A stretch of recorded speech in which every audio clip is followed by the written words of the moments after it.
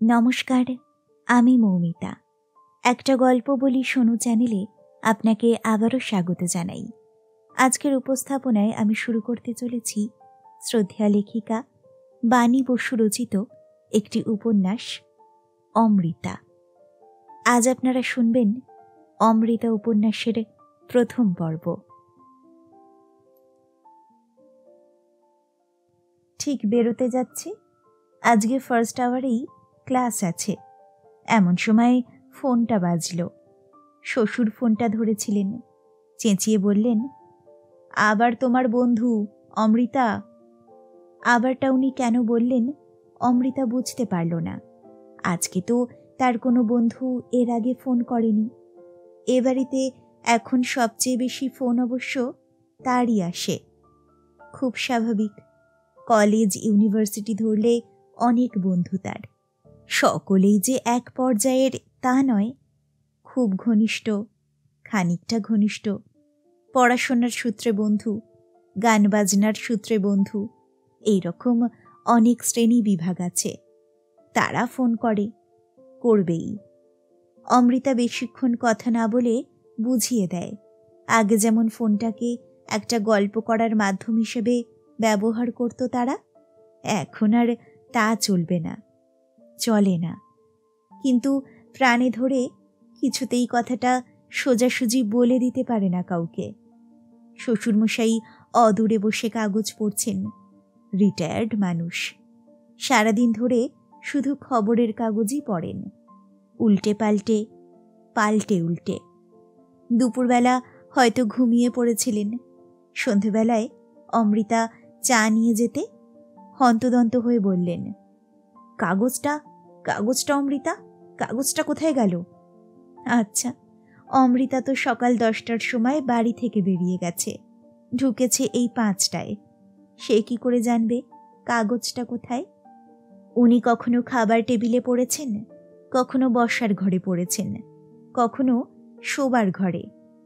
অমৃতা সব জায়গায় তন্ন তন্ন করে খুঁজতে থাকে, আর উনি বলতে থাকেন, পার্সপেক্টিভটা পড়া হয়নি, করচাটাও বাদ পড়ে গেছে। হে, আজ সেন্টার স্প্রেডে সুনন্দ সান্যালের লেখাটার কনক্লুশন হলো, দুটো মিলিয়ে না পড়লে। যেন কাগজগুলো এইটুকু বাড়ি থেকে একেবারে ছুম অন্তরে উড়ে গেছে। কাগজটা শেষে বাথরুম থেকে পাওয়া যায়। রাজা উজিররা বাথরুমে বসে বই পড়তেন, বা রইস নেতা ব্যক্তিরা এখনো পড়ে থাকেন, এমন কথা অবশ্য শোনা যায়। কিন্তু তার শ্বশুরমশাই অনুকূল গোস্বামী যদি তাদের 4x8 সরু লম্বা টয়লেটে কমোডের পিছনে সিস্টার্নে কাগজটা রেখে আসেন, তাহলে ধরে নিতে হয় তিনিও বাথরুমে কাগজ পড়ে থাকেন। হোক সে জায়গাটা অপরিসর, পড়াশোনার ব্যবস্থা সেখানে নাই থাক। কাগজটা নিতে সে সময় কেমন যেন একটু গা ঘিন ঘিন করে অমৃতার। অপরিষ্কার কিছু নয়, তাকে নিজেকেই চানের আগে 2টো বাথরুম ধুতে হয়। কিন্তু একটু পুরনো হতেই কমোড, সিস্টার্ন, বেসিন সব কিছুতেই একটা বিবর্ণ ভাব এসে গেছে। মানুষের মলমূত্রের কথাই কেন যে তার মনে পড়ে যায় বারবার। তার বাবার যখন পা ভেঙেছিল, বাবাকে সে বেড প্যান দিয়েছে। সামান্য একটু ঘেন্না কি আর করেনি? কিন্তু তাকে ছাপিয়েছিল বাবার জন্য দুশ্চিন্তা, যত্ন এবং সেবা করবার আগ্রহ। ঠিক সেই ভাবটা শ্বশুরবাড়ির টয়লেট এবং শ্বশুর শাশুড়ির মলমূত্র সম্পর্কে তার নেই। এটা বুঝতে পেরে একটু লজ্জা বোধ করে সে, কিন্তু ওই পর্যন্তই। ঘেন্নাটাকে আটকাতে পারে না। তবে সেটা সে বুঝতে দেয় না। ঘেন্নাটাকে জয় করার চেষ্টাও করে যাচ্ছে অনলস। বাথরুম পরিষ্কার করার সময়, চান করে রাঁধতে সেখান থেকে কাগজ আনবার সময়ও। কে ফোন করলো এখন? হ্যালো অমৃতা, আমি রে। আজ তোর ছুটি কটায়? শম্পার গলা পৃথিবীর যে কোনো প্রান্তে শুনলে চিনতে পারবে সে। 4:15। শ্বশুরের দিকে আর চোখে চেয়ে সে বলে, ইস, 10টা থেকে 4টে? ইউনিভার্সিটিতে পড়ছিস না ফ্যাক্টরিতে দিন মজুরি করছিস রে? ওই কাছাকাছিই হলো। এত কাট করে কথা বলছিস কেন রে? হাতের কাছেই কেউ আছেন বুঝি? আমাকে 2:30 নাগাদ একটু সময় দিতে পারবি? আবার ঠিক আছে, ছাড়ছি। রিসিভারটা রেখে দিল অমৃতা। তার আসলে 2:30তেই ছুটি আজ। শম্পাকে সময় দিতে কোনো অসুবিধাই নেই, কিন্তু এখানে সে ছুটির সময়টা জানায় না। এইটুকু, সারাদিনে এইটুকু সময় সে চুরি করে। বাবা আসছি। চটির স্ট্র্যাপে পা গলাতে গলাতে সে বলে। শ্বশুরমশাই ওরই মধ্যে একবার খাবার টেবিলের দিকে তাকিয়ে নেন। 3টে বড় বড় ক্যাসারোলে ওর আর শাশুড়ির দুপুরবেলার খাবার দাবার গুছিয়ে রেখেছে অমৃতা। টেবিলের উপরে টেবিল ক্লথ, তার উপরে ম্যাট পাতা, সেখানে কাঁচের প্লেট উপুড় করে রাখা, একটা করে কাঁচের বাটি, 2টো হাতা ও চামচও পাশে রেখে দিয়েছে সে। 10টার ক্লাসটা বোধহয় গেল, 11টারটা করতেই হবে। জেবির ক্লাস না করলে এত কম সময় সে পড়াশোনা করে, অর্থাৎ এত ফাঁকি দিয়ে এমএটা সে টপকাতে পারবে না। অথচ টপকানোটা দরকার, ভীষণ দরকার। ঠিক পুকুরের ধারের নিম গাছটায় ফুল এসেছে, সাদা সাদা গুঁড়ির মতো। একটা মৃদু গন্ধ পেয়ে মুখ তুলেছিল, দেখতে পেল। এখন যদি যাদবপুর হাওড়া মিনিটা ধরতে পারে তাহলে ভালো হয়। সোজা স্প্ল্যানেট চলে যাবে, সেখান থেকে কলেজ স্ট্রিট, নইলে গড়িয়াহাট পর্যন্ত অটো, তারপরে চেঞ্জ করতে হবে। এখন আর নিম ফুল তুলে মন দিলে তার চলবে না। রাস্তা দিয়ে যে মানুষগুলো চলাফেরা করছে, খুব মড মেয়ে, মিনিস্কার্ট কিংবা মডেলিশ চেহারার যুবক, শক্ত সমর্থ প্রৌঢ় কিংবা টিপ ধেবড়ে যাওয়া প্রৌঢ়া, এই সমস্ত দেখতে, সব কিছুর দিকে মন দিতে তার ভীষণ ভালো লাগে। মনে মনে গল্প ফাঁদে। ওই যে প্রৌঢ়া, যার সিঁদুরের টিপটা ধেবড়ে গেছে, উনি সিঁদুর টিপ পরেছেন কেন? আজকাল তো সবাই পেছনে আঠা লাগানো বিন্দি পরে, উনি পরেছেন সিঁদুরের টিপ।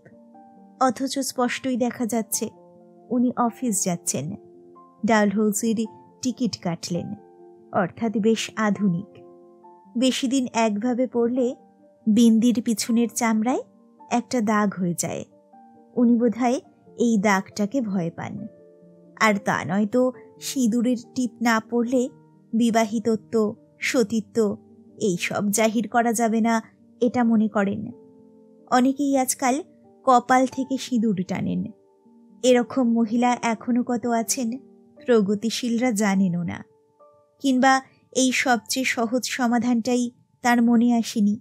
উনি হয়তো ভীতু মানুষ, কুসংস্কারও আছে, কিন্তু ওর একজন শাশুড়ি আছেন। শাশুড়ি ভীতু হন বা না হন, আরও কুসংস্কারে ভর্তি। সেই সেকেলে শাশুড়ি ওকে সিঁদুরের টিপ পরতে বাধ্য করেছেন। ইস, এখনও শাশুড়ির সর্দারি। কত বয়স হবে ভদ্রমহিলার? 50-এর এদিক ওদিক। ওর শাশুড়ি হয়তো ঠিক 72-এ। এমএটা পাস, তারপর চাকরি, ব্যাস। তারপর তার শাশুড়ির খবরদারি থেকে সেই মুক্তি পাবে। আর ওই যে মডেল চেহারার যুবক, শার্টের উপরের বোতামও যে খোলা রেখেছে, ভেতরে ওর বক্ষ কেশ দেখা যাচ্ছে। এই যুবকটি ভেবেছে যেহেতু তার প্রকৃতিদত্ত গড়নটা আছে এবং ব্যায়াম ট্যাম করে সে তাকে আরও সংগঠিত করে তুলেছে, সেহেতু সে তার শার্টের প্রথম অথবা দ্বিতীয় বোতাম খোলা রেখে বক্ষকেশের পৌরুষ যথাযথ করে দেখাতে পারলেই মেয়েরা সব একেবারে তার বুকে ঝাঁপিয়ে পড়বে। ঠিক তার বর অরি, পুরো নাম অরিসুদন, যেমন ভাবে। তবু তো অরির এই যুবকটির মতো মুখশ্রী নেই। দেহখানা ভালো হলেও এমন সুসংগঠিত নয় মোটেই। অরি ভাবে পৃথিবীর যেখানে যত মেয়ে আছে ওকে দেখলেই কাত হয়ে যাবে। মিনিস্কার্ট পরা মেয়েটাকে অসহ্য লাগে অমৃতার। ও কি ভেবেছে কি অতখানি পা বের করে রাখলে ওকে খুব সুন্দর দেখাবে? সুন্দরও নয়, সেক্সি, এই এক হয়েছে আজকাল। সেদিন দোকানে গিয়েছিল, নিউ মার্কেটে, বাচ্চাদের পোশাকের দোকানে দাঁড়িয়ে ও আর মিলি, ওর রমণী চ্যাটার্জি পাড়ার বন্ধু, এখন যাদবপুর পাড়ার বউ। মিলির ভাইজির জন্মদিনে দেবার জন্য একটা ফ্রক দেখছিল। পাশের ভদ্রমহিলা বললেন, দেখি দেখি, এরকম আর আছে? দোকানি আর একটা ওরকম বার করে দিলে নিজের বছর চারিকের মেয়ের গায়ে ফেলে অদ্ভুত একটা মুখভঙ্গি করে মহিলা বললেন, ওফ, ইটস নট সেক্সি এনাফ। মিলির এত রাগ হয়ে গেল যে ফ্রক ওরা আর কিনলই না। খেলনার দোকানে গিয়ে একটা পেল্লাই টেডি বিয়ার কিনে ফেলল। টেডিটা আবার মিলির এত পছন্দ যে ও বলছে ওটা প্রাণে ধরে কাউকে সে দিতে পারবে কিনা সন্দেহ। আজকাল এখানেই চমৎকার চমৎকার সফট টয় তৈরি হচ্ছে। মেয়েটা ছোট স্টেপ কেটেছে চুলে, ওপরের টপটা ওর ঢিলে, কিন্তু স্কার্টটা হাঁটুর উপরে। সবাই তাকাচ্ছে, এই গড়িয়াহাট পাড়াতেও, সবচেয়ে আধুনিক পাড়া বলে যার নাম। চাউনিতে ঠিক যে কোনো লোভ আছে তা নয়, যেটা আছে তাকে বলে ডিসগাস্ট। ছেলেগুলো বোধহয় মনে মনে মজা পাচ্ছে, মুখে কিছু জানতে দিচ্ছে না। She doesn't know she has made herself a piece of exhibit. আচ্ছা, ওর কি মা নেই যিনি ওকে বলে দেবেন এটা কলকাতা? কলকাতা এখনো লস অ্যাঞ্জেলেস নয়, এবং কলকাতার অফিস টাইমের রাস্তা ডিস্কো থেকেও নয়, চ্যানেল 5ও নয়। ওর মা নিশ্চয়ই তার শাশুড়ির মতো, যিনি তার 2 বাচ্চার মা মেয়ের বেলায় একেবারে অন্ধ। মেয়ে যখন পিঠ খোলা হল্টার ছাঁট ব্লাউজ পরে ঘোরে উনি কিছুই বলেন না, কিন্তু তার বেলায় সালোয়ার কামিজ পরাও বন্ধ করে দিয়েছেন। কি সুন্দর সালোয়ার কামিজগুলো সে করিয়েছিল বিয়ের আগে, কালো লাল জর্জেটের উপরে মেটে লাল কারু কাজেরটা পরেই তো সে অরিশোদনের সঙ্গে আলাদা সাক্ষাৎকারে গিয়েছিল বালিগঞ্জ কোয়ালিটিতে। শ্বশুর শাশুড়ি যেদিন দেখতে আসেন সেদিনই ঘটনাচক্রে একটা নীল টাঙ্গাইল পড়েছিল। ওরা তো জানতো না ওরা আসবেন। অতর্কিতে এসে তাকে প্রসাধন বিনা দেখতে চেয়েছিলেন নাকি। ইস, সেদিন যদি সে একটা স্কার্ট পরে থাকতো, তখন নাকি ওদের খুব পছন্দ হয়েছিল ওকে। এখন আর পছন্দ হয় না বোধ হয়। ইস, যাই দেখুক যাই ভাবুক, যত দূরেই যাক, সেই শ্বশুর শাশুড়ি ননদ বর এদের প্রসঙ্গ এসে পড়ছে তার মনের মধ্যে। কত ছোট্ট হয়ে গেছে তার পৃথিবীটা, কত ছোট্ট হয়ে গেছে তার জীবন। মনও কি ছোট হয়ে গেল? বাসটা খুব স্পিডে এসেছে, এমন স্পিডে আসছিল এক এক সময় ভয় করছিল বাসটা আবার খবর না হয়ে যায়, সেই সঙ্গে তার সহযাত্রীরা এবং সেও। আজকাল এরকম আকচার ঘটছে, স্টপে এসে থামতে কি শান্তি কি মুক্তি। পুরনো আকাঙ্ক্ষাগুলো ফিরে আসতে থাকে হুড়হুড় করে। সেই পরিচিত, চিরপরিচিত কলেজ স্কোয়ার, সেন্টেনারি বিল্ডিং, বিধ্বস্ত দর্শন আশুতোষ বিল্ডিং এক ঝলক। অমৃতা ছুটতে লাগল। মাত্র 5 মিনিট দেরি হয়েছে, জেবি নিশ্চয়ই ঢুকতে দেবেন। দৌড়তে দৌড়তে সত্যিকারের গলদঘর্ম অবস্থায় ক্লাসে ঢুকল সে। আসতে পারি ম্যাম? এসে তো পড়েইছ, আর অনুমতির দরকার কি? ক্লাস শুদ্ধ সবাই হেসে উঠল। যাক বাবা, মজার উপর দিয়ে গেছে। জেবি মোটেই সব দিন এরকম মুডে থাকেন না। এই নিয়ে ক্লাসে প্রায় বন্ধুদের সঙ্গে আলোচনা হয়। দেখ, এ আর রাগী মানুষ, এটা আমরা জেনে গেছি। চোখ সব সময় রাগে গোল গোল হয়ে থাকে। পিএম আবার বড্ড হাসি খুশি, হাসকুটে বললেই হয়। একটা কোনো মজার উপলক্ষ পেলে সেটাকে আর ছাড়তে চান না। তখন চুলোয় যাক মঙ্গল কাব্য, খালি ক্লাসে হাসির হররা ওঠে। কিন্তু জেবি কখন যে কি রঙে থাকবেন সেটা কেউ বলতে পারবে না। এমন কেন রেউনি? এই ঝড়, এই বাঁশি, এই আগুন, এই জল, বুঝি না বাবা। অমৃতা কিন্তু আজকাল ব্যাপারটা বোঝে। এগুলো প্রফেসর জেবির পিছনে যে সংসারী জেবি আছেন তার সেই বিশেষ দিনের অভিজ্ঞতার উপচনি, যাকে বলে লেফট ওভার। যেদিন সকাল সকাল কিছুর জন্য কিছু না বরের সঙ্গে ঝগড়া হয়ে যায়, কি শাশুড়ি কি শ্বশুরের সঙ্গে একচোট, সেদিন জেবি বিরক্ত হয়ে থাকেন। ভীষণ দায়িত্বশীল টিচার, তাই লেকচারের উপরে সেসবের বিশেষ প্রভাব পড়ে না, কিন্তু লেকচারের বাইরে যেটুকু অবকাশ সেখানে পড়ে। এগুলো যে জেবি তাকে ডেকে বলেছেন তা নয়, কিন্তু সে জানে, নিশ্চিত জানে। একথা অমৃতা যদি ওর বন্ধুদের মানে সহপাঠীদের বলে, ওরা রই রই করে উঠবে একেবারে। প্রবলেম সবাইকার আছে অমৃতা, তার মানে এই নয় যে বাড়ির ঝালটা তুমি ক্লাসে ঝাড়বে। প্রবলেম সবাইকার আছে, এই একটা কথা হয়ে গেছে আজকাল। কেউ বুঝে বলে না, অনুভব করে বলে না। কি অভিজ্ঞতা আছে ওদের, কতটুকু বাস্তবের কি জানে ওরা? শর্মিষ্ঠার প্রবলেম কি না, ওর বাবা মা চান ও দারুণ রেজাল্ট করে, রিসার্চ করে একটা অধ্যাপিকা হয়। মা বাবার এই চাওয়ার সঙ্গে শর্মিষ্ঠার চাওয়া একদম মেলে না। শর্মিষ্ঠা বিশ্ববিদ্যালয়ে এসেছে স্রেফ আড্ডা দেবার জন্য। অধ্যাপিকা হয়ে সারা জীবন পড়াশোনা করা আর পড়ানো, ওরে বাবা, তার চেয়ে কলেজ স্কোয়ারে ঝাঁপ দিয়ে সুইসাইড করাও ভালো, ও বলে থাকে। কিন্তু স্বাভাবিক বুদ্ধি আর স্মৃতিশক্তি প্রখর বলে ও বরাবর ভালো রেজাল্টটাও করে যাচ্ছে। ও এই ব্যাপারটা নাকি বাবা মাকে বোঝাতে পারে না। তিলকের কি প্রবলেম না, এত বড় ক্লাসে 9টি ছেলের অন্যতম ও। ওর বন্ধুরা যখন ডাক্তারি ইঞ্জিনিয়ারিং পড়ছে, ফিজিক্স কেমিস্ট্রি ম্যাথামেটিক্স এইসব পড়ছে, তখন ওকে বাংলার মতো একটা রদ্দি সাবজেক্ট পড়তে হচ্ছে। রদ্দি কেন রে? তুই জেবির ক্লাস একেবির ক্লাস এয়ারের ক্লাস উপভোগ করিস না? ভালো লাগে না তোর রবীন্দ্রনাথ খুঁটিয়ে পড়তে? ভালো লাগে না আধুনিক কবিতা বুঝে নেবার সুযোগ? হ্যাঁ লাগে, ভালোই এনজয় করে, কিন্তু কোনো প্রসপেক্ট তো নেই।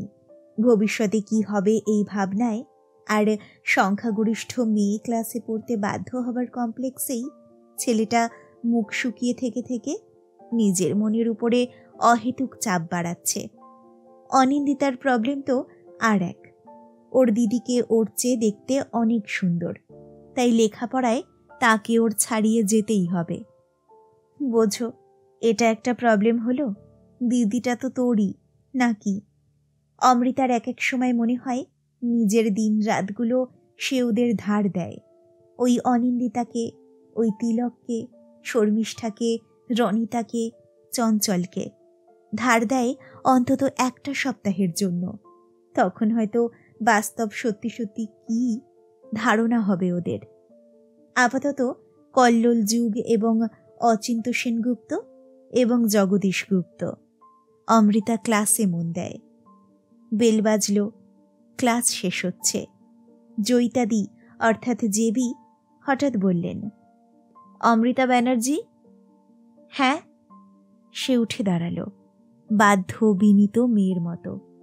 আজকে 3টের সময় আমার সঙ্গে দেখা করো একবার, সেন্ট্রাল লাইব্রেরিতে থাকব। সর্বনাশ, আবার দেখা টাকা করতে বলে কেন রে বাবা? বন্ধুরা বলতে লাগলো, তোর ব্যাপারই আলাদা অমৃতা, তুই জয়িতাদির চোখে পড়ে গেছিস। এখন রোটেশনে উনি হেড অব দ্য ডিপার্টমেন্ট, তোর ফার্স্ট ক্লাস বাধা। বিরক্ত অমৃতা যতই ওদের মন্তব্যগুলো ঝেড়ে ফেলতে চেষ্টা করে, ততই ফেউয়ের মতো পিছনে লেগে থাকে ওরা। তিলক বলল, অধমের দিকে একটু কৃপা বর্ষণ করিস রে অমৃতা, একেই তো স্কুল মাস্টারি ছাড়া আর কিছু জুটবে বলে মনে হচ্ছে না। অমৃতা রেগেমেগে বলল, স্কুল মাস্টারি তোর মতো ছেলেদের না জোটাই উচিত। তাগড়া স্বাস্থ্যকর দেখি, রিক্সা কি অটো চালাবি এখন, বেশ পুরুষালী কাজ, অন্তত নাকে কাঁদার সময়টা পাবি না। অমৃতার বাবা স্কুল টিচার, স্কুল টিচিং নিয়ে এসব কথা বললে ওর গায়ে লাগে।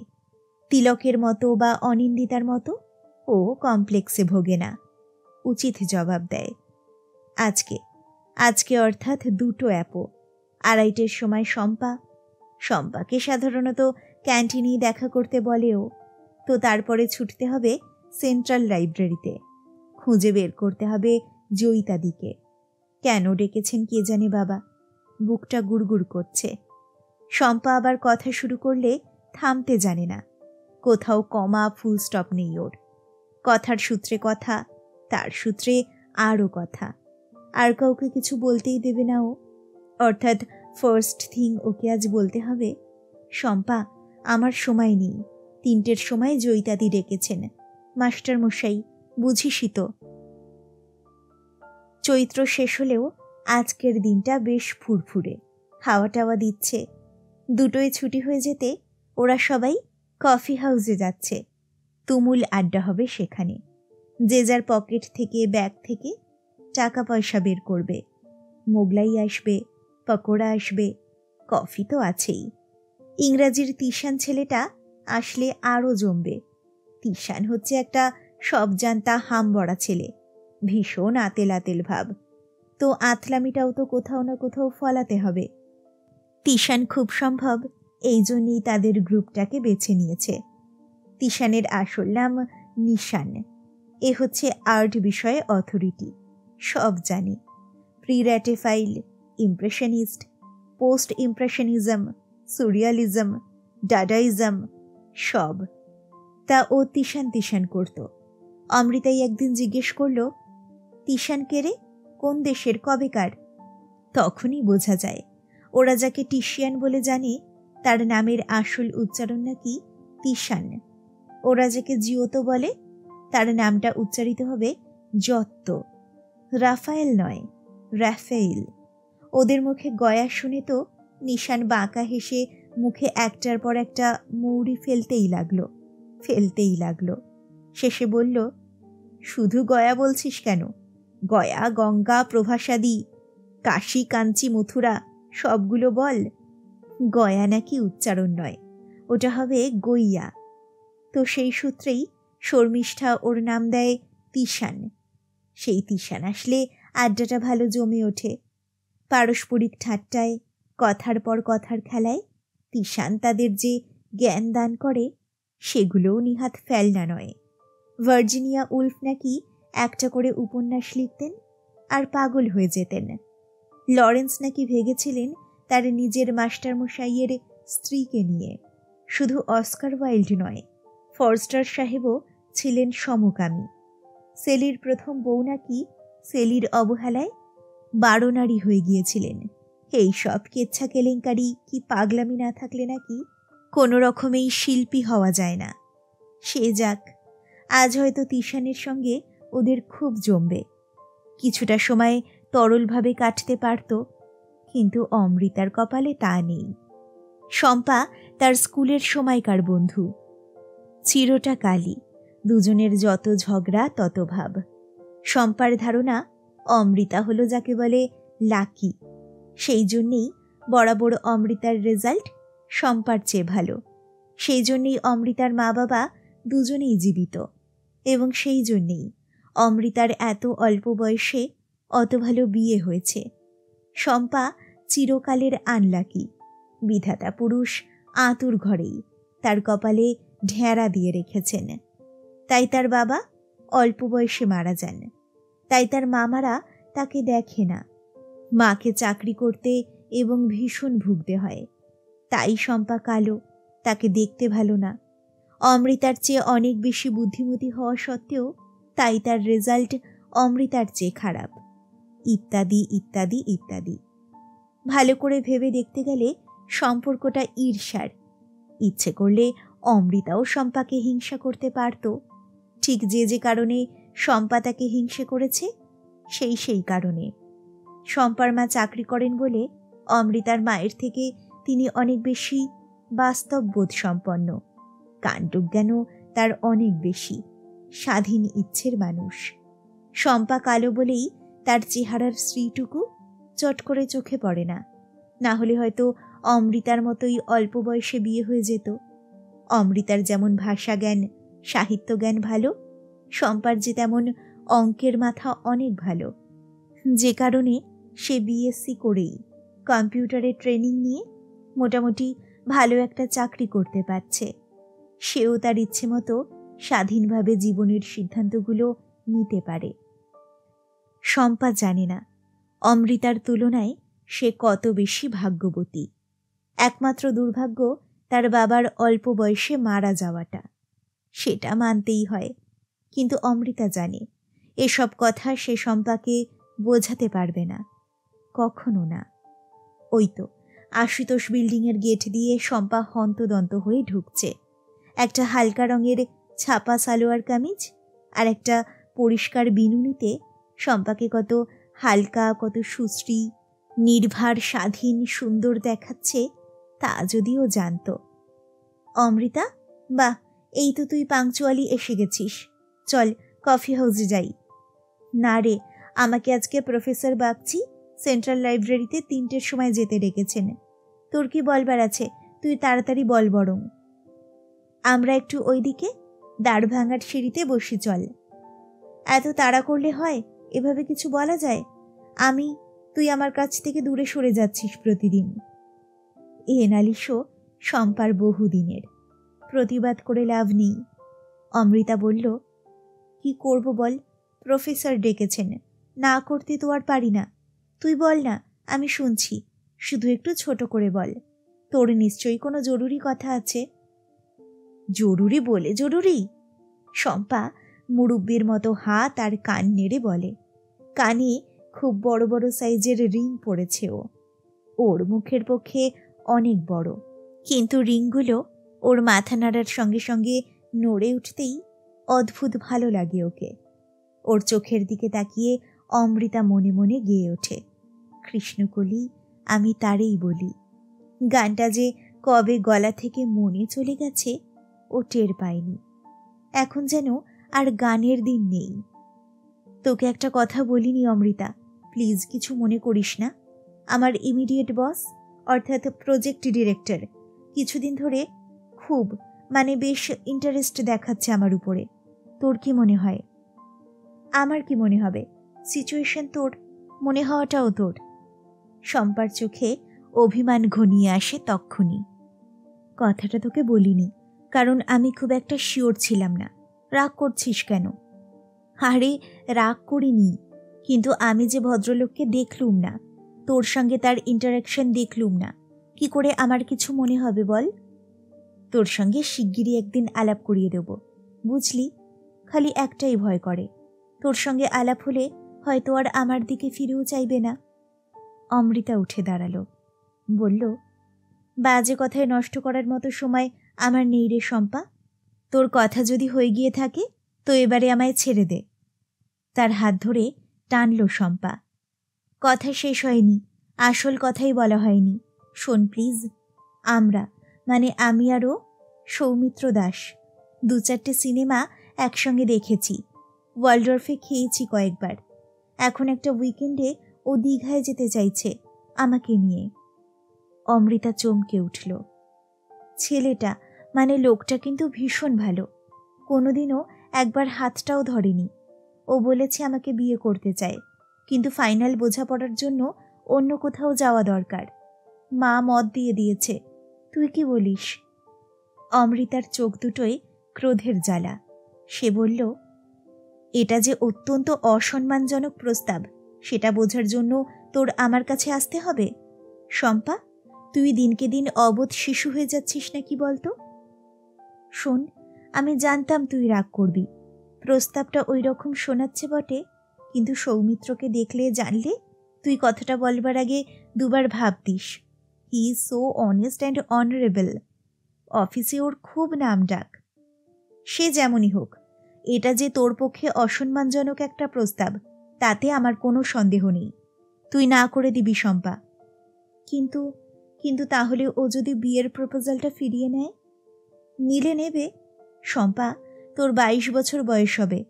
এখনই কি তুই এমন অরক্ষণীয়া হয়ে গেলি যে তোকে বিয়ের জন্য একটা লোকের সঙ্গে উইকেন্ড কাটাতে হবে? তোর বিয়ে হয়ে গেছে, তুই সেফ অ্যান্ড সিকিওর। তুই আমার কথাটা ঠিক বুঝবি না। কি আমার বিয়ে দেবে বলতো? বিনা যৌতুকে আমার মতো একটা কালো মেয়েকে কেই বা বিয়ে করবে? তুই পাগল হয়ে গেছিস শম্পা। তোর তোর কথা শুনে আমার ছিছি করতে ইচ্ছে করছে। তা তো করবেই। অমৃতা, তোর বিয়েতে মাসিমা মেসমশাই কত ডাউরি দিয়েছিলেন, কি কি আইটেম, আমি কিন্তু সব জানি। রাগে জ্ঞান হারালো অমৃতা। তা তুই কি তাহলে ডাউরি নেই বলেই সেই ছেলেটাকে বিয়ের আগে 2 রাত উপহার দিতে চাইছিস? আর একটা কথাও তোর সঙ্গে আমি বলবো না। শম্পা বলল, তোদের ক্লাসকে আমার খুব জানা হয়ে গেছে, আরও জানা হয়ে গেল। তোরা সেই যাকে বলে না, নিজের বেলায় আটিসুটি, পরের বেলায় দাঁত কপাটি, তাই। যা, তুই ভালো মেয়ে, তোর প্রফেসরের কাছে গিয়ে নোট নিয়ে যা। শুধু যাবার আগে একটা কথা শুনে যাস, যে সৌমিত্র দাসকে না দেখেই তুই চূড়ান্ত অপমান করে একটা মত দিয়ে দিলি, সে মানে he is a perfect gentleman. তোর বরের মতো এক্সিকিউটিভ ইঞ্জিনিয়ার না হতে পারে, কিন্তু ওর লাইনে ও বহুদূর উঠবে, উঠবে, উঠবে। শম্পা রাগে গড়গড় করতে করতে উড়নিটা উড়িয়ে কানের রিং দুলিয়ে চলে গেল। অনেক কষ্টে তৈরি করা শান্ত দুপুর ভেঙে খান খান হয়ে গেল। যা, সেই একমাত্র জানে কত সাবধানে নিজের সমস্ত শক্তি কতখানি প্রয়োগ করে তবে এই রকম একটা শান্ত দুপুরে পৌঁছনো যায়। এখনো চারিদিকে স্তব্ধতার তরঙ্গ। আড্ডা পিয়াসীরা ক্যান্টিনে কিংবা কফি হাউসে, পড়ুয়ারা ক্লাসে। একজন বৃদ্ধমতো মানুষ তার দিকে এগিয়ে আসছেন। মা, অফিসটা কোথায় বলতে পারো? অফিস তো একটা না, আপনি কি কাজে এসেছেন বলুন? এই একটা রিভিউয়ের অ্যাপিল জমা দেওয়া হয়েছিল ছেলের বিয়ে পরীক্ষার। ঠিক উইন্ডোটাতে ওকে নিয়ে গেল অমৃতা। ফেরার সময় আবার সেই অনর্থক চিন্তা তাকে খোঁচাতে লাগলো। এই ভদ্রলোকের ছেলে বিয়ে পরীক্ষা দিয়েছে, এর তো নাতির বিয়ে দেবার কথা। অদ্ভুত তো, ভদ্রলোকের শেষ বয়সের ছেলে বোধহয়, হঠাৎ হওয়া। তখনও কি নিরোধ টিরোধ বেরোয়নি? আবার দেখো মজা, ছেলে নিজে আসেনি, বাবাকে পাঠিয়েছে। নাতি প্রতিম ছেলের প্রতি হয়তো ভদ্রলোকের ভীষণ মায়া, আদর দিয়ে মাথাটি খেয়েছেন একেবারে। এ ছেলের কিচ্ছু হবে না, কিচ্ছু হবে না। সেও তো তার বাবা মায়ের একমাত্র সন্তান, খুবই আদরের। কিন্তু জীবনকে মুখোমুখি একটা লড়াই দেবার চেষ্টা তো সে করেই যাচ্ছে, করেই যাচ্ছে নিরন্তর। মা অনেক দিন থেকেই অসুস্থ, অনেক কিছুই নিজের হাতে করে নিতে অভ্যস্ত সে। নিজের ইউনিফর্ম বরাবর নিজে কেচে পড়েছে। পিটির জন্য কেটজে চক লাগানো, নিজের টিফিনটা গুছিয়ে নেওয়া, বাবাকে সময় মতো চা বা অন্য কোনো স্বাস্থ্য পানীয় দিয়ে আসা, লোক না আসলে বাসন টাসন মেজে নেওয়া। কোনোদিন এসব কাউকে বলতে যায়নি সে, কোনো নালিশও ছিল না। কে জানে তার ভাগ্যবিধাতা এইভাবেই তাকে প্রস্তুত করে নিচ্ছিলেন কিনা। এই সময়ই সেন্টেনারি বিল্ডিংয়ের দিকে সে যেতে দেখল জয়িতা ম্যাডামকে। উনিও তাকে দেখতে পেয়েছেন, দাঁড়িয়ে গেছেন। তাড়াতাড়ি এগিয়ে যায় সে। আমি আসছি ম্যাডাম। উনি বললেন, ঠিক আছে, লাইব্রেরিতে আর আসতে হবে না। আমার তোমাকে একটা ছোট্ট কথা বলবার ছিল, সেটা বলেই ছেড়ে দেব। বলছিলাম, রোজ অত লেট করো কেন? থাকো কোথায়? যাদবপুর, মানে যাদবপুরের কাছে। দূর মানছি, কিন্তু দূরত্বটা যখন হয়েই গেছে তখন তো সময় হাতে নিয়েই বেরোতে পারো। না ম্যাডাম, আসলে অন্য কিছু না, তোমরা ভালো ছাত্রীরা, ভালো মেয়েরা এইভাবে নষ্ট হয়ে যাও, এটা আমার ভালো লাগে না। অমৃতা, যদি 2টো পেরে না ওঠো তাহলে একটাই চুজ করে নাও, স্বামী সঙ্গ বা লেখাপড়া, 2টো একসঙ্গে হয় না। জয়িতাদি লিফটে উঠে চলে গেলেন। অমৃতা সেখানেই পাথরের মূর্তির মতো দাঁড়িয়ে রইল। ক্রোধ নিজের উপর, ম্যাডামের উপর, তারপর নিদারুণ দুঃখ নিজের জন্য, বাবার জন্য, মায়ের জন্য। তারপরে আবার ক্রোধ নিজের উপরে, সম্পূর্ণ নিজের উপরে। একটা কথাও স্বপক্ষে বলতে পারল না বলে। ওই যে ছোট করে চুল ছাঁটা, ঈষৎ চৌখো মুখের, আধা ফর্সা, ভীষণ ব্যক্তিত্বওয়ালা মহিলা, যিনি এখন সম্ভবত তাদের ডিপার্টমেন্টে সবচেয়ে সমর্থ, সবচেয়ে আন্তরিক শিক্ষক আসেন নিজস্ব একটা সাদা মারুতি 800 নিজে চালিয়ে। উনি কি জানেন, কতটা জানেন তার মতো একটি প্রাইভেট ছাত্রীর জীবন সম্পর্কে? কি বোঝেন? যদি নাই জানেন এবং নাই বোঝেন, তো কড়া কড়া মন্তব্য কেন করেন? যেন উনি দেখতে পাচ্ছেন কিভাবে অমৃতা স্বামীর অফিস যাবার সময় দীর্ঘক্ষণ তার কণ্ঠলগ্ন হয়ে সময় কাটিয়ে দিচ্ছে, কিংবা স্বামীর আহ্বানে তার অফিস যাবার আগেই একবার সিঁথির মধ্যে সরু সিঁদুরের রেখা দেখেই উনি সব বুঝে নিলেন। বাহ, উনি কেমন করে জানবেন তার বিয়ের পরে শ্বশুরবাড়ির একটি কাজের লোক ছাড়িয়ে দেওয়া হয়েছে? অন্য লোকটিরও আসার কোনো ঠিক নেই, আসবে না এই ভয়ে সাত সকালেই তাকে 3খানা ঘর আর খাবার জায়গা ঝাঁট দিয়ে রাখতে হয়। শ্বশুর রিটায়ার্ড, কোনখানটা ঝাড়া ভালো হলো না, কোন জায়গায় ঝাঁট পড়ল না, এসব ঘুরে ঘুরে দেখার জন্য সে সময় তিনি হাজির থাকেন। শাশুড়ি স্কুলে চাকরি করেন, ভোর 6:30টায় আরম্ভ। তার আগে উঠে তাকে চা জলখাবার তৈরি করে দেওয়া তার কর্তব্য। তারপরে শ্বশুর, তার স্বামী আর সে তাড়াতাড়ি বেরোতে হবে বলে চা বিস্কুট ছাড়া আর কিছু খায় না সকালে। তারপরেই তাড়াতাড়ি চান সেরে তাকে 2টো গ্যাস জ্বালিয়ে সংসারের রান্না শেষ করে ঠিক 9টায় স্বামীকে খেতে দিতে হয়। 3-4খানা ক্যাসারোলে বাকি দুজনের খাবার ঠিক করে রাখতে হয়। এত সব করে রান্নাঘর ঝকঝকে করে মুছে অনেক সময় তার নিজের খাবারই সময় থাকে না। কোনো ক্রমে কয়েক দলা ভাত গলার ভিতরে পাঠিয়ে সে যেমন আছে তেমনি বেরিয়ে আসে। সকালে চান করেই সে কলেজে যাবার কাপড় পরে নেয়। অ্যাপ্রন্ত তাকে কেউ কিনে দেবে না, তাই একটা তোয়ালে ব্লাউজের দুপাশে কাঁধের কাছে পিন দিয়ে আটকিয়ে কোমরে গুজে একটার পর একটা কাজ সারতে থাকে সে। স্বামী সঙ্গই বটে। বিকেলে বাড়ি ফিরবে। 6টা পর্যন্ত চায়ের জন্য অপেক্ষা করবেন ওরা, তবু নিজেরা করে নেবেন না। 6টা বেজে গেলে করবেন শুধু নিজেদের জন্য। তাকে তার নিজেরটা করে নিতে হবে। লোক না এসে থাকলে বাসন মাজো, ঘর মোছো, তারপরে আবার বসে যাও রাতের রুটি তরকারি বানাতে। ফ্রিজ খুললেই তার শাশুড়ি বলেন, বৌমা কি নিলে? ওর ভয় যদি অমৃতা ফ্রিজ থেকে দুধ বা কোনো ফলটল নিয়ে খেয়ে ফেলে। অথচ তার শাশুড়ি একজন স্কুল টিচার। 3:15 বেজেছে এখন। কিছুটা সময় হাতে আছে এখনো। 4:30 ক্লাস ছুটি কবুল করা আছে তার।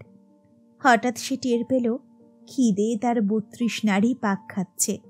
আজ কাজ সারতে সারতে দেরি হয়ে গিয়েছিল। তারপর শম্পার ফোন আসায় তার বরাদ্দ লপসিটা খেতে বেমালুম ভুলে গেছে সে। ভুলে গেছে জয়িতাদির ক্লাস করবার আগ্রহে, তাড়ায়। যে জয়িতাদি সে নষ্ট হয়ে যাচ্ছে বলে কয়েক মিনিট আগেই রায় দিয়ে গেলেন।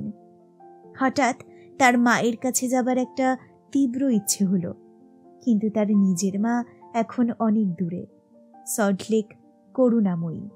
সে হঠাৎ হন্তদন্ত হয়ে উপস্থিত হলে তার মায়ের আবার হার্ট অ্যাটাক না হয়। অথচ ভেতরে তীব্র তীক্ষ্ণ একটা মা মা ডাক। সে গড়িয়াহাটের মোড়ে স্বপ্নাচ্ছন্নের মতো নেমে গেল। ডোভার লেনে তার ছোটবেলার বন্ধু সম্পদের বাড়ি। সম্পদ ছিল তার অভিন্ন হৃদয় বন্ধু, এখন আইআইটি কানপুর। হঠাৎ সে দেখল সে সম্পদের মায়ের সামনে দাঁড়িয়ে আছে। মাঝখানের রাস্তাটা সে কিভাবে এসেছে, কিভাবে পার হয়েছে, কিছুই মনে নেই তার। তুই অমৃতা, আজকে সূর্য কোন দিকে উঠল রে? মাসি অবাক হাসিতে মুখ ঝলমলিয়ে বললেন। উত্তরে অমৃতা বলল, মাসি, আমাকে কিছু খেতে দেবে? রোদে পিঠ দিয়ে বসে থাকতে তার ভীষণ ভালো লাগে। চৈত্রেও, ফাল্গুনেও, এমনকি বৈশাখেও, প্রথম আলো ফুটবার সময়। মা বলে তার শরীরে ক্যালসিয়াম কম আছে, তাই। পেছনে একটা কিসের যেন কাদের কারখানা আছে, সেখানে একটা চিমনি আছে। চিমনি দিয়ে লকলকে আগুন আর কালো ধোঁয়া, ঠিক কখন বেরিয়ে আসবে, কখন বেরিয়ে আসে সে জানে না। খুব সম্ভব রাতে, যখন সে ঘুমায়, একটা অতীন্দ্রিয় অঘ্রাণ তার স্বপ্ন জুড়ে, ঘুম জুড়ে থাকে। কিংবা হয়তো দুপুরে যখন সে বাড়ি থাকে না, সন্ধেবেলায় জানলা খুললে একটা উৎকট পোড়া পোড়া গন্ধ সে টের পায়, সত্বর বন্ধ করে দেয় জানলার কপাট। কিন্তু এটুকু অসুবিধে সে সহ্য করে নিতে রাজি, যদি প্রতিদিন ভোরবেলায় স্রেফ জানলার জাফরির মধ্যে দিয়েই ভোরের কমলা লেবুকে একটু একটু করে কাঁসার জামবাটি হয়ে উঠতে দেখার অমূল্য সুযোগ সে পায়। এবং যদি কারখানার মালিকরা যত করগেটের চালি, যত কুশ্রীভাবেই তুলুক না কেন, দোলন চাপা গাছটা তার সতেজ পত্র সম্ভারের সবুজ নিয়ে একইভাবে দাঁড়িয়ে থাকে। মৃদুল গন্ধের ওই ফুল আর গাঢ় সবুজ পাতার ওই গাছ যেদিন ওরা আর একটা টিনের চালি কি একটা চিমনি বসাবার জন্য কেটে ফেলবে, উফ, ভাবতেও গা শিউরোয়, মন ছমছম করে। তা সে যাই হোক, সেদিন থেকেই সে পূবের জানলাটা বন্ধ করে দেবে, অন্য কোনো জানলায় আশ্রয়ে চলে যাবার কথা ভাববে। ভাবলেই যে সঙ্গে সঙ্গে আশ্রয় মিলে যাবে তার কোনো স্থিরতা নেই, এটুকু বাস্তববোধ তার আছে। খানিকক্ষণ অপেক্ষা করার ধৈর্যও তার মধ্যে দুর্লভ নয়, কিন্তু শেষ পর্যন্ত ওই দোলন চাপা, ওই কমলা লেবুর আকাশে ওঠা, এই মিঠে রোদে পিঠ পাতা, এগুলো তার চাই। পিয়ন, শোনো, না না, রানারের জন্যে আমি কান পেতে আছি, কারণ তোমার চিঠি ওই রকম গতানুগতিতে আসবে না। হোক দেরি, কিন্তু রানার চাই। তার থলির ভিতর থেকে সাবধানী বার করবে, আমাকে, শুধু আমাকেই দেবে, আর কাউকে না, এমনকি চিঠির বাক্সকেও না। তারপরই ভেবেছ চিঠিটা আমি তাড়াতাড়ি খামের মুখ ছিঁড়ে পড়ব? ভুল ভেবেছ।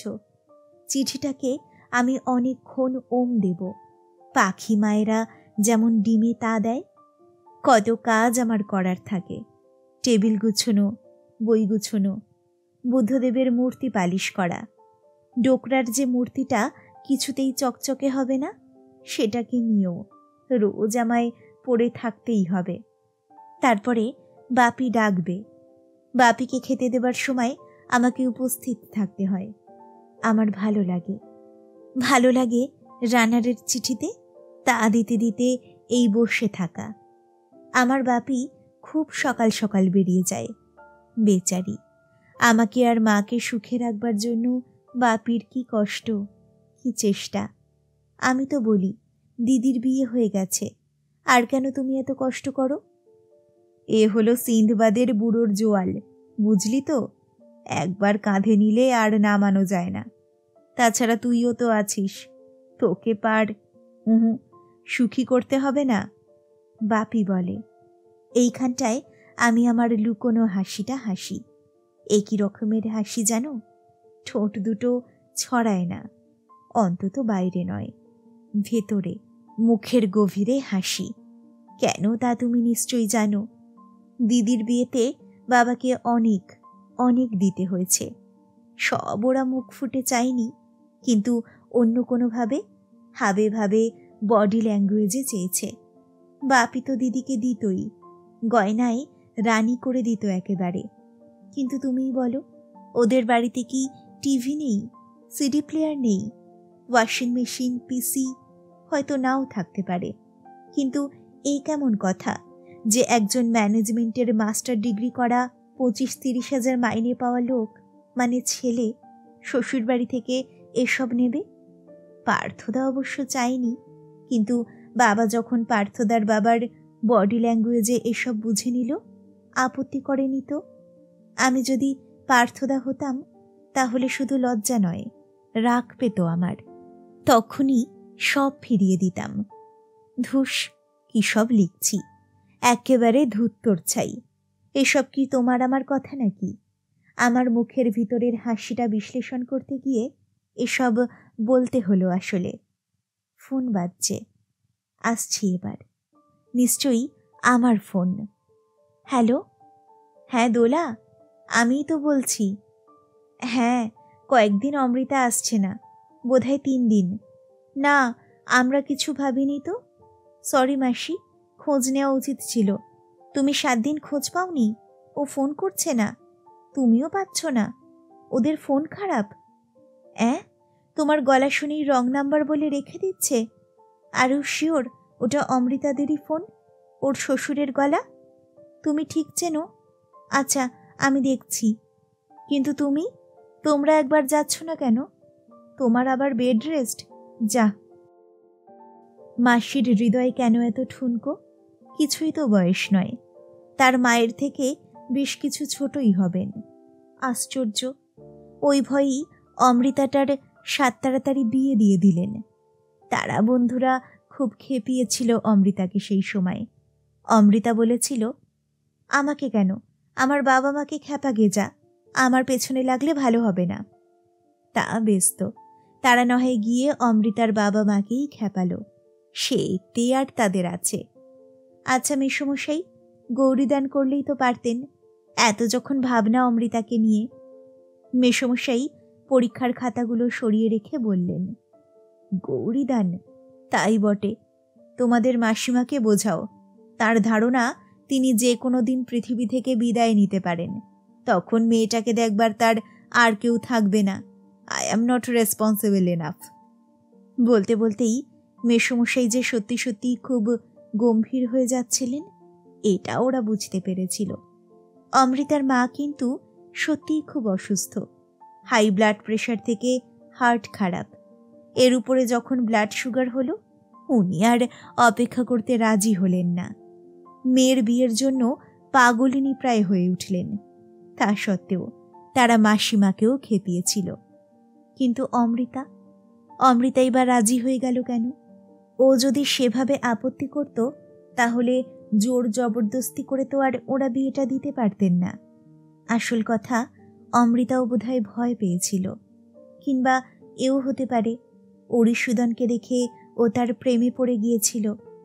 এরকম হয়েই থাকে, সে জানে। অমৃতার বাবা মার যেমন প্রেমের বিয়ে, অমৃতার মা দেখতে কি সুন্দরী, সাধারণ গ্র্যাজুয়েট, কিন্তু ওদের সময় ওই রূপের জোরেই তো ওর অনেক ভালো বিয়ে হতে পারত। কিন্তু ওই যে প্রেমে পড়লেন। অমৃতার বাবা তখন এর ব্রাইট স্টুডেন্ট, মাসিকে পড়াতেন। মেসোমশাইয়ের আগেকার ছবি সে দেখেছে, সাধারণ ভালো ছেলে ভাবটা। অত রূপসী মাসি যে কি করে? না, এভাবে বাবা মায়েদের সম্পর্কে ভাবাটা ঠিক না, বরং নিজের উদাহরণটাই তার ভাবা দরকার। গেল পার্থদাদের ক্লাবের স্টিমার পার্টিতে, সরু সিঁড়িটা দিয়ে আপার ডেকে উঠছে, সিঁড়ির উপরে যেন নিজের নিয়তিকে দাঁড়িয়ে থাকতে দেখল। একেবারে প্রথম দর্শনে এমনটা যে হতে পারে কোনোদিনও ভাবিনি।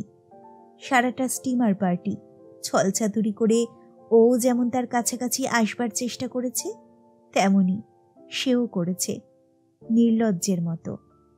এক টেবিলে খেতে বসেছে খুঁজে খুঁজে, একটা টেবিলে 4 জনের করে জায়গা। ওরা 2 জন ছাড়া ছিলেন 2 জন বয়স্ক ভদ্রলোক। তাদের নিয়ে কি ঠাড়ে ঠোড়ে ঠাট্টা ওদের। কেয়ারটেকারকে বলে ও যখন একটা এক্সট্রা মাছ ওর পাতে দেওয়ালো, তখন সেই মাছের টুকরোটা রাগের ভান করে সে কি ওর মুখে গুঁজে দেয়নি? পাতেও তো তুলে দিতে পারত।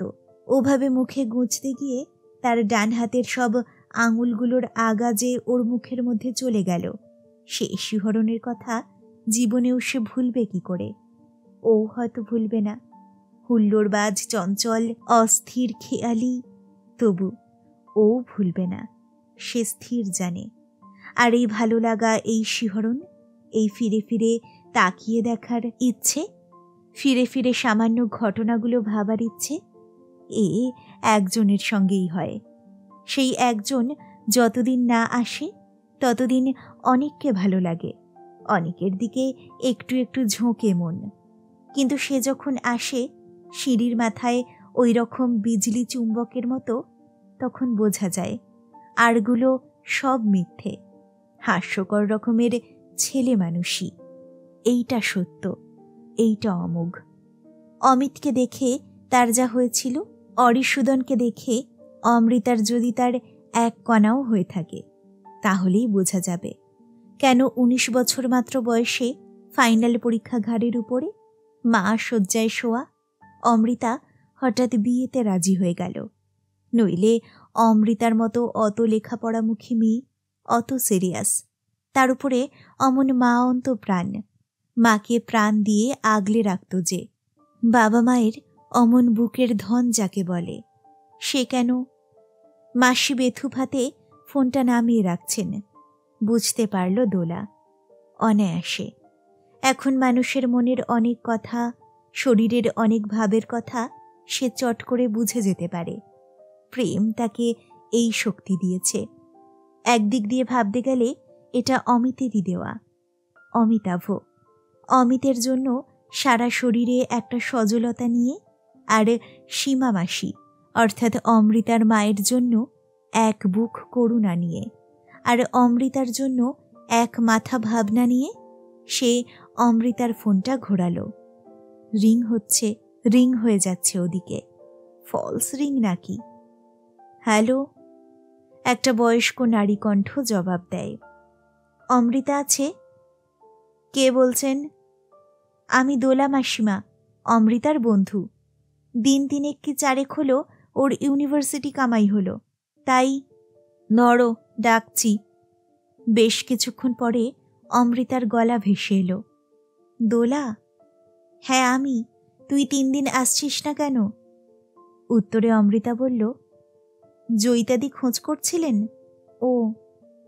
দোলা বলল, তোর শরীর টরীর খারাপ নাকি? অমৃতা বলল, তোর আবার জ্বর হয়েছে? কতদিন বলেছি ঠান্ডা লাগাস না। দোলা বলল, ব্যাপারখানে কি বলতো? মাসি ভীষণ ব্যস্ত হয়ে ফোন করেছিলেন, তোদের ফোন পাচ্ছেন না, পেলেও রং নাম্বার বলে কে যেন নামিয়ে রাখছে। হ্যাঁ ঠিক আছে, রাখছি। ফোনের মধ্যে একটা চাপা রাগত গলার এবার রাখো শুনতে পেয়েছিল দোলা। সেটা নারী কণ্ঠ কি পুরুষ কণ্ঠ বুঝতে পারেনি। অমৃতার সমস্ত কথাবার্তাই অসংলগ্ন, তার উপরে ওই এবার রাখো। দোলা কেমন যেন উদ্ভ্রান্ত বোধ করল। কি হচ্ছে, কি হচ্ছে এসব? মা জিজ্ঞাসা করল, অমন করে খাচ্ছিস কেন দোলা? তেতো দিয়ে ডাল মাখলি যে? ও, ভুল হয়ে গেছে, বুঝতে পারিনি মা। বুঝতে পারিসনি? ওটা নিম বেগুন। মাথায় কি ঘুরছে বলতো? ঠিক করে খা। ওই ভাতটা সরিয়ে রাখ, আর একটা মাছ ভাজা দেব? দোলা বলল, এই তো ঠিক আছে, খেয়ে নিচ্ছি। উফ, আর একটা মাছ? বলে একটাই খেতে পারছি না। মা নিজেও দোলার সঙ্গে খেতে বসেছে। বাবা সাত সকালে বেরিয়ে যায়। দোলা ইউনিভার্সিটি যেতে আর মা মায়ের শখের নার্সারি স্কুলে যেতে একই সঙ্গে বসে। তবে দোলার কোনো কোনো দিন দেরিতে ক্লাস থাকে। সেই দিনগুলোতে মা খেয়ে বেরিয়ে যায়, দোলা নিজের মতো বেরোয়, নিজের মতো খেয়ে। ওদের বাড়ির কাজের লোক অর্থাৎ অনিমাও কাজ করে সকাল 10টার মধ্যে সব রান্না টান্না সেরে গুছিয়ে নিজে খেয়ে চলে যায় কোন গেঞ্জি কারখানায় গেঞ্জির সুতো কাটতে, আবার সন্ধে 7টায় আসে। দোলাদের বাড়িটা এমন জায়গায় যে কোনো বাসের টার্মিনাস থেকে ওঠার উপায়ই নেই। এক যদি হাওড়া চলে যেতে চাও, ও অবশ্য পাতাল রেলে করে যায়, অটোয় করে কালীঘাট স্টেশনে উঠে ও সেন্ট্রালে নামে। কলুটোলাটা হেঁটে পার হতে হয়, পেছনের দরজা দিয়ে ও বিশ্ববিদ্যালয়ে ঢোকে। খিড়কির দরজা দিয়ে কারা আসে জানিস? নিলয়, ওদের ক্লাসের সবচেয়ে বিচ্ছুটা, বলেছিল একদিন। কে? দোলা ওর ফিচেল হাসি থেকেও কিছু আন্দাজ করতে পারেনি। জমাদার। আমি জমাদার? আমি জমাদার? চর তুলে তাড়া করলে নিলয় তো পালাবেই। পালিয়ে কিন্তু বেশি দূরে যাবে না পাজিটা। একটু দূরে দাঁড়িয়ে বলবে, কেন জমাদার খারাপ? স্ক্যাভেঞ্জার, সংসারের যাবতীয় আবর্জনা জাল জঞ্জাল যে পরিষ্কার করে আমাদের জন্যে, তাকে খারাপ বলছিস? দাঁড়া, জ্যোতিবাবুদের বলে দেব। তখন অমৃতাই বলে, তুই কিচ্ছু জানিস না নিলয়। খিড়কির দরজা দিয়ে আরও অনেকে আসে। আসে ফুচকাওয়ালা, আসে পাংখা বরফ। দোলাটা তো নির্ঘাত ফুচকাওয়ালা। ওর কাছে ফুচকাগুলো যা মচমচে না, আহ! আবার অমৃতার কথাতেই মাথাটা এখন ভর্তি হয়ে গেছে। দোতলার সিঁড়ি দিয়ে উঠে ক্লাসে ঢোকবার মুখে স্বভাবতই অনেকের সঙ্গে দেখা হয়ে গেল। শর্মিষ্ঠা, তানাজি, নিলয়, অনিন্দিতা, লাবণী, তিলক, এক দঙ্গল একেবারে। কাকে বলবে নিজের দুশ্চিন্তার কথাটা? শর্মিষ্ঠাকে সে আদেও নির্ভরযোগ্য মনে করে না। অনিন্দিতাটা অতিশয় তরল প্রকৃতির। লাবণীকে বলা যেত, কিন্তু সময় চাই। এখন ভিড়ের মধ্যে থেকে ওকে ডাকলেই সবগুলো শেয়াল একসঙ্গে খ্যাঁক খ্যাঁক করে উঠবে। কি কথা তাহার সাথে? তার সাথে? আমরা বুঝি কেউ নই, কিছু নই? তিলক পাশে বসেছিল বলে তিলককে এই কথাটা বলে ফেলল দোলা। তিলক, শোন, অমৃতার নির্ঘাত কোনো প্রবলেম হয়েছে। 3-4 দিন আসেনি। হ্যাঁ, কোষ্ঠকাঠিন্য তো অন্তত পক্ষে বটেই। অসভ্যতা করিস না।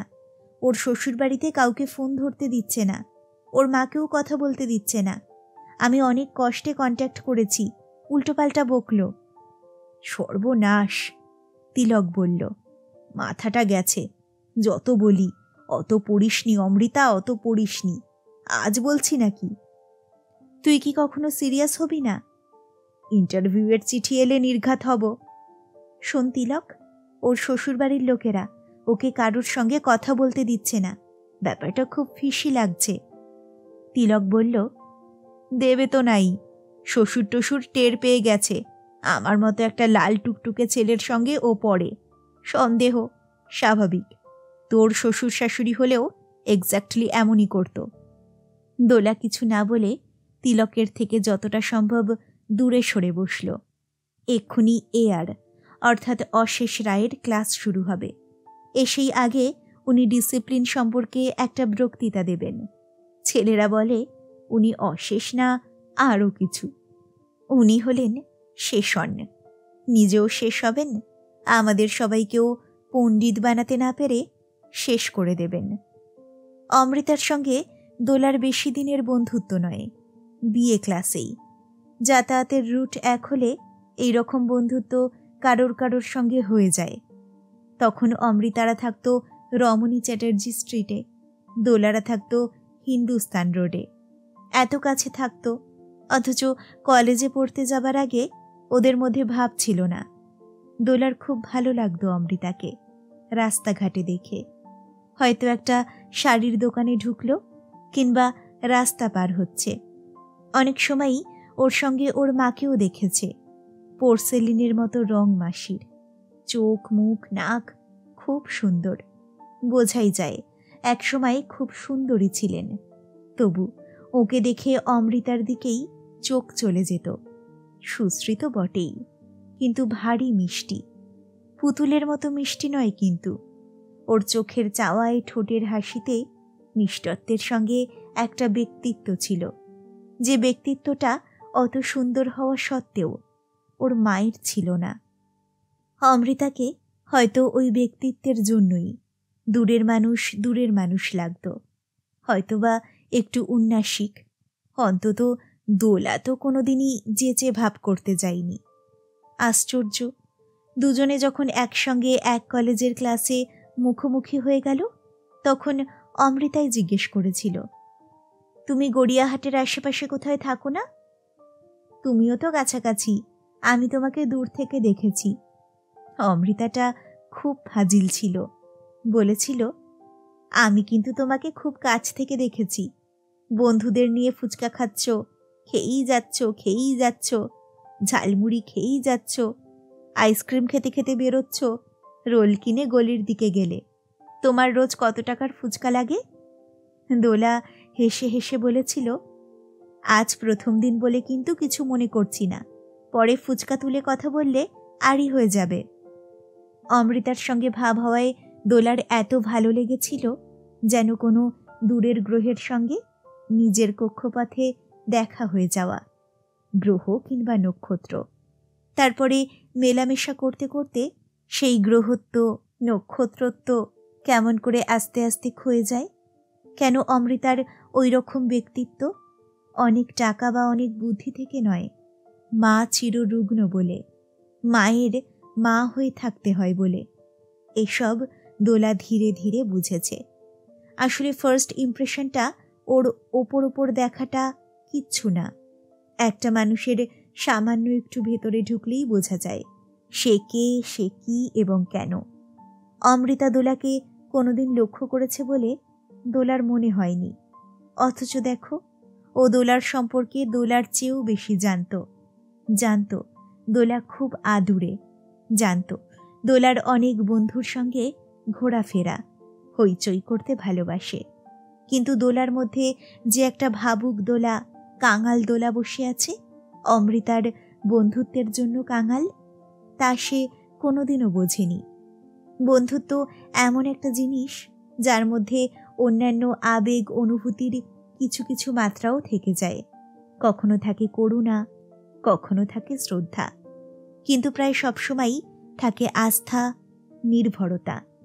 এটা যদি না থাকে তাহলে বুঝতে হবে সেটা বন্ধুত্ব নয়, খালি সঙ্গীত্ব, কিছুক্ষণের সঙ্গ দেওয়া নেওয়া। অমৃতার সঙ্গে দোলার যে বন্ধুত্ব, তার মধ্যে দোলার মনোভাবে খানিকটা শ্রদ্ধা সম্ভ্রম তো আছেই। অমৃতা দোলার মতে দোলার চেয়ে সুন্দর, লেখাপড়ায় ভালো, কেমন একটা ধৈর্য, একটা রোখ আছে তার জীবনযাপনে। তার চেয়েও যেটা বেশি আছে সেটা হলো ব্যক্তিত্ব। এটা হয়তো ওই রোখ, ওই ধৈর্য থেকেই আসে। আর একটা কথা, অমৃতা নিজের কথা একদম বলে না, বলার অভ্যাসই নেই। তবে অন্যের কথা শোনে মন দিয়ে। অন্যের সমস্যার সমাধান করতে ওর কোনো আলস্য নেই। দোলা ওদিকে বক্তিয়ার, কোনো কথা পেটে রাখতে পারে না। যদি কারোর উপরে রাগ বা অভিমান হয়, যেমন বন্ধুদের মধ্যে হয়েই থাকে, তাহলে দুদিন বড়জোর অপেক্ষা করবে, তারপরে নিজেই ওপর পড়া হয়ে বলবে, এই জানিস আমার না তোর উপরে ভীষণ রাগ হয়েছে। কেন রাগ, কখন থেকে রাগ, রাগের মাত্রা কতটা, এসব নিয়ে সে রীতিমতো একটা বক্তৃতা দেবে। তারপর বলবে, কি এত কথা বললাম, আমার কাছে ক্ষমা চাইলি না, ক্ষমা চা, সরি বল। দোলা এমনই। সেশনের ক্লাস শেষ হয়ে গেল, প্রধানমন্ত্রী অর্থাৎ PM-এর ক্লাসও হয়ে গেল। তারপরে একটা ক্লাস বিরাম। কাকে বলবে দোলা? তিলকের তো ওই ধরনের ফিচেল ফাজিল প্রতিক্রিয়া। লাবণীর পেছনে পেছনে হাঁটতে লাগলো সে। এই লাবণী একটু দাঁড়া প্লিজ। কেন রে? আমি কমন রুমে যাচ্ছি, অনেকক্ষণ থেকে টয়লেট পেয়েছে। তা চল, কিন্তু রাস্তার দিকের বারান্দাটায় আমি দাঁড়িয়ে আছি, টয়লেট সেরে আসিস একবার, ভীষণ দরকার আছে। লাবণী আসতে যতটা পারে খুলে কথাগুলো বলল দোলা। লাবণী বলল, দেখ, শ্বশুরবাড়িটারির অনেক কমপ্লিকেশন থাকে, চাপা গলায় এবার রাখোটা তুই ঠিক শুনেছিস? সেটা তো ঠিক শুনেইছি, কিন্তু তার চেয়েও বেশি মিস্টেরিয়াস হলো অমৃতার কথাবার্তা মোটেই মিস্টেরিয়াস নয়, লাবণী বলল। বোঝাই যাচ্ছে সামনে এমন কেউ দাঁড়িয়ে আছে যার সামনে ও মুখ খুলতে পারছে না। কিন্তু মাসিকে ওই রং নাম্বার বলে ফোন নামিয়ে রাখা, মাসি ঠিক নাম্বার ঘুরিয়েছিলেন কিনা দেখ, ওরকম অনেক সময় নার্ভাস হয়ে গেলে হয়, আর অমৃতার মা তো নার্ভাস 30। তাহলে তুই বলছিস ভাবনার কিছু নেই? না, তা কিন্তু বলিনি। আচ্ছা, ওর শ্বশুরবাড়ির লোকেরা কেমন কিছু জানিস? টিপিক্যাল বাঙাল, বউ আসতেই রান্নাঘরে ঢুকিয়ে দিয়েছে। এই খবরদার বাঙাল বলবি না, আমি বাঙাল তা জানিস? তোদের নিয়মকানুন তাহলে তুই ভালো বলতে পারবি। যে বউ ইউনিভার্সিটিতে পড়ে তাকে দিয়ে সকালে বিকেলে সব রান্না করানো, এটা আমাদের ঘটিদের মধ্যে স্বাভাবিক নয়, চলে না। লাবণী বলল, আমার তো 2 মাস্তুতো বৌদি আছে, খোদ শ্যামবাজারের, দুজনেই বেরোয়, রান্নার লোক আছে। তবে বৌদিরাও ছোটোখাটো ব্যাপারে, যেমন চা ফা করা, লোক এলে ভালো কিছু করা, এসব করে। তাই বলে পুরো রান্না? তোরা মডার্ন, তাছাড়া কোন কালে পিওর বাঙাল ছিলি রে? ওর শ্বশুরবাড়ি বোঝাই যাচ্ছে, সেকেলে। দোলা বলল, তা ওরা কি চান ও পড়াশোনা না করুক? সেটা ভাই আমি জানি না, অমৃতা কোনোদিনও বলেনি। যাবি? লাবণী বলল, সেটা কি ঠিক হবে? চিনি না, জানি না। দোলা বলল, আহা, অমৃতা কেন যাচ্ছে না, সেই খবরটা নিতে যেতে পারি না? চল লাবণী প্লিজ। পরের ক্লাসটা ওরা আর করল না, যদিও জয়িতা বাগচির ক্লাস। পাতাল রেল ধরল দুজনে। কালীঘাট স্টেশনে নেমে একটা যাদবপুরগামী বাস পেয়ে গেল। লাবণী এখনো বলে যাচ্ছে, লোকেদের শ্বশুর বাড়ি, যাই বলিস, আমার যেতে কেমন কেমন লাগছে। ধৈর্য রাখতে না পেরে দোলা ঝাঁঝিয়ে উঠল, ঠিক আছে, যা তুই নেমে যা। নেমে গিয়ে করবোটা কি? বাড়ি কত দূরে বলতো? তাড়াতাড়ি নেমে গেলে তাড়াতাড়ি পৌঁছতে পারবি। লাবণী গোমরা মুখে বলল, অকওয়ার্ড সিচুয়েশন আসলে আমার খুব বাজে লাগে, তাই বলছিলাম। অমৃতার জন্য দুশ্চিন্তা আমারও কিছু কম হচ্ছে না। তবে সব সমস্যারই সমাধান হয়ে গেল। ওরা ঠিকানা খুঁজে খুঁজে গিয়ে দেখল 4/1/A সেন্ট্রাল পার্কের 1 নম্বর ফ্ল্যাটে তালা মারা। কোলাশিপালটা এমনভাবে বন্ধ, এমন করে তাতে 7 লিভারের বড়সড় একটা তালা লাগানো, যেন কোনোদিন সেখানে কেউ ছিল না। ও বাড়ি বহুদিন খালি পড়ে আছে, বিক্রি হয়ে যাবে এবার। অমৃতাদের 1 তলায় ফ্ল্যাট, 2 তলায় উঠবার সিঁড়িটা পাশ দিয়ে চলে গেছে। লাবণী হঠাৎ বলল, চল না 2 তলার ফ্ল্যাটে উঠে জিজ্ঞেস করি। দোলার ভীষণ দুর্ভাবনা হচ্ছিল। সে বলল, হঠাৎ এত স্মার্ট হয়ে গেলি যে? উত্তর দিল না লাবণী, 2 তলাতে উঠতে থাকল। বাড়িটা ছোট, 3 তলায় 3টে ফ্ল্যাট। 2 তলার ফ্ল্যাটে গিয়ে বেল টিপল ওরা। এক ভদ্রমহিলা বেরিয়ে এলেন। কে আপনারা? আমরা নিচের ফ্ল্যাটের অমৃতা, মানে ওদের বাড়ির বউয়ের বন্ধু। ওর কাছে এসেছিলাম, দেখছি তালা মারা। আপনারা যদি কেউ কিছু জানেন।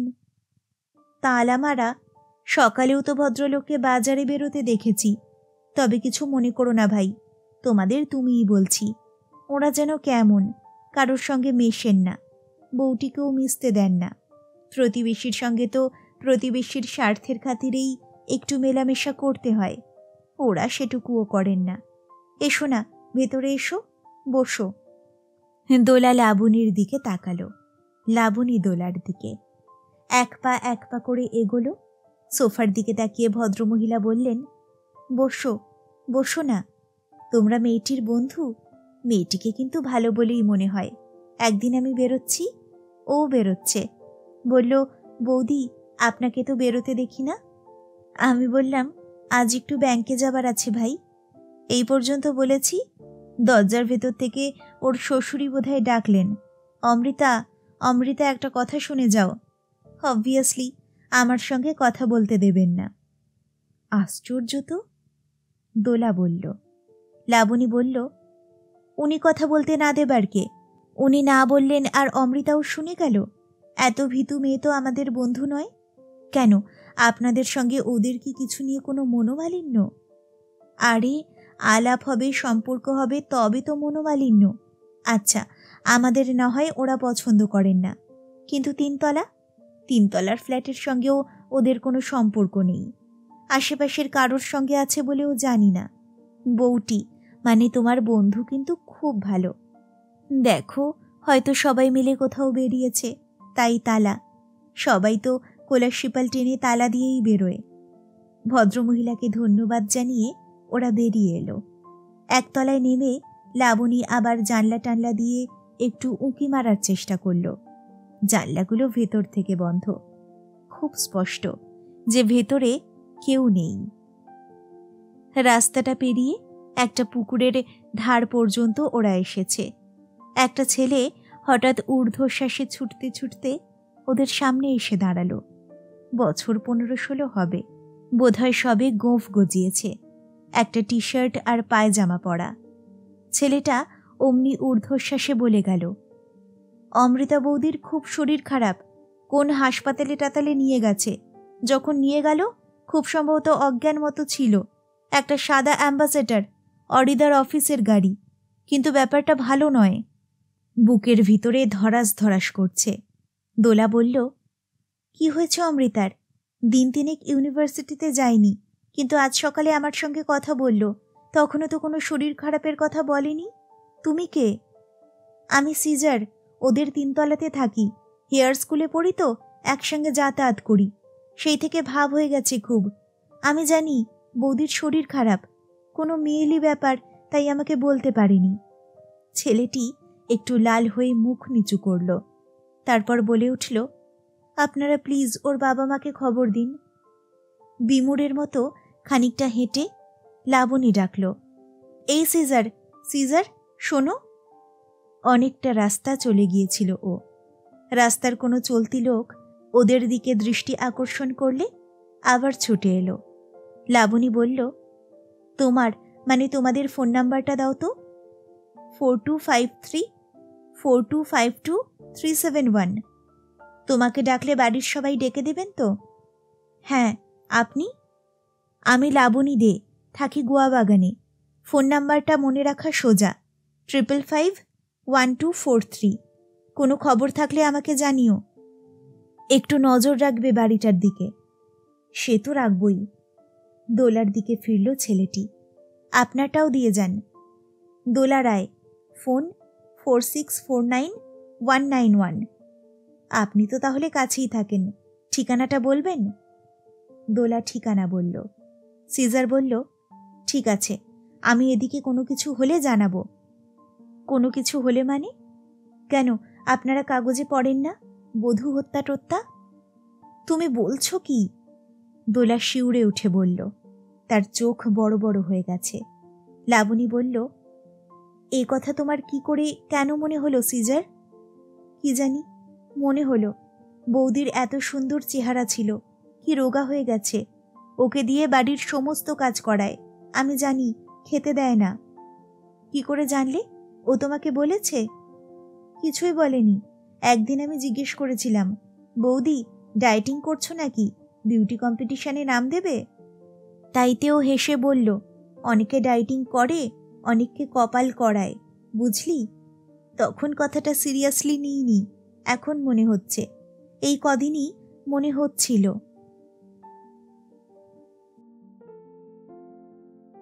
শেষ হলো অমৃতা উপন্যাসের প্রথম পর্ব। খুব তাড়াতাড়ি আসছি এই উপন্যাসের দ্বিতীয় পর্ব নিয়ে। সকলে ভালো থাকুন, সুস্থ থাকুন। নমস্কার।